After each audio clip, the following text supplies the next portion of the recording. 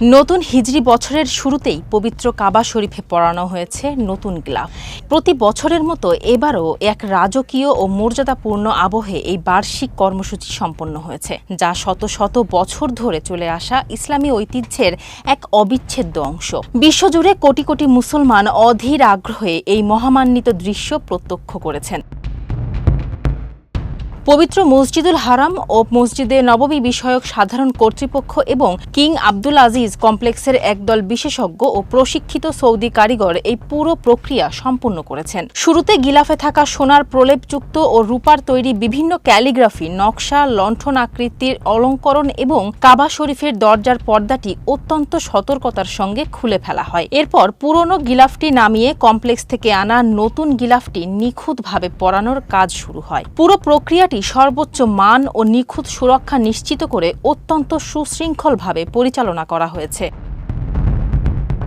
কাবা শরীফের গিলাফ পরিবর্তন মূলত বছরের পর বছর ধরে চলা দীর্ঘ পরিকল্পনা এবং কিং আব্দুল আজিজ কমপ্লেক্সের কারিগরদের নিরলস পরিশ্রমের ফসল। আল্লাহর ঘরের মর্যাদার সঙ্গে সঙ্গতি রেখে তৈরি এই অনন্য শিল্পকর্মটিতে প্রায় 825 কেজি খাঁটি প্রাকৃতিক সিল্ক ব্যবহার করা হয়েছে, যা গিলাফের বাইরের অংশ তৈরিতে ব্যবহৃত হয়। এছাড়া বাইরের মূল অবয়বের জন্য 47 স্থান কালো সিল্ক এবং ভেতরের লাইনিং বা আস্তরের জন্য ব্যবহার করা হয়েছে 400 কেজি খাঁটি তুলা।